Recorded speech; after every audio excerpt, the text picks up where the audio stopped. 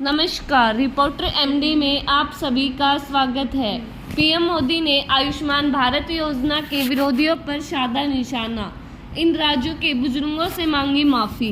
प्रधानमंत्री नरेंद्र मोदी ने मंगलवार को दिल्ली और पश्चिम बंगाल के 70 वर्ष से अधिक आयु के सभी बुजुर्गों से माफी मांगी, क्योंकि राज्य सरकारों ने आयुष्मान भारत योजना में भाग नहीं लेने का फैसला किया है और कहा कि राजनीतिक स्वार्थों की दीवारों ने उनके राज्यों में इसके क्रियान्वयन में बाधा उत्पन्न की है। प्रधानमंत्री मोदी ने 9वें आयुर्वेद दिवस के अवसर पर राष्ट्रीय राजधानी में अखिल भारतीय आयुर्वेद संस्थान में कई स्वास्थ्य परियोजनाओं के उद्घाटन को संबोधित करते हुए कहा कि राष्ट्रीय स्वास्थ्य योजना का उद्देश्य अस्पताल में भर्ती होने पर 5 लाख रुपए तक का व्यापक कवरेज प्रदान करना है। राज्य सरकारें नहीं लागू कर रही योजनाएं।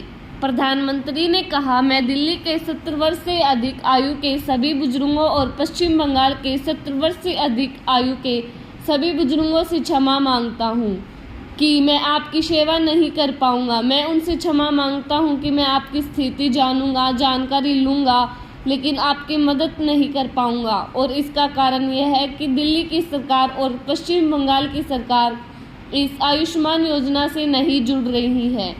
दिल्ली और बंगाल के बुजुर्गों का आयुष्मान भारत का लाभ नहीं मिल पाएगा, क्योंकि उनकी सरकारें राजनीतिक कारणों से इसे लागू नहीं कर रही हैं।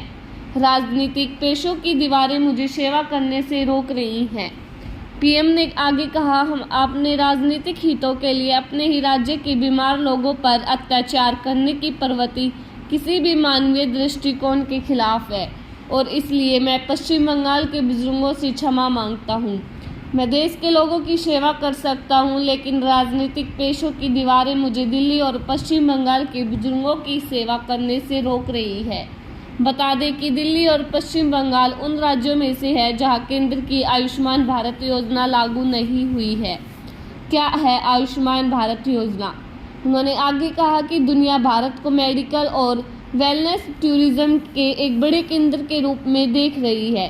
बता दें कि आयुष्मान भारत योजना एक ऐसी योजना है जिसका उद्देश्य कम आयु वाले परिवारों को स्वास्थ्य बीमा कवरेज तक मुफ्त पहुंच प्रदान करना है। इस योजना को स्वास्थ्य एवं परिवार कल्याण मंत्रालय की तरफ से 2018 में लॉन्च किया गया था।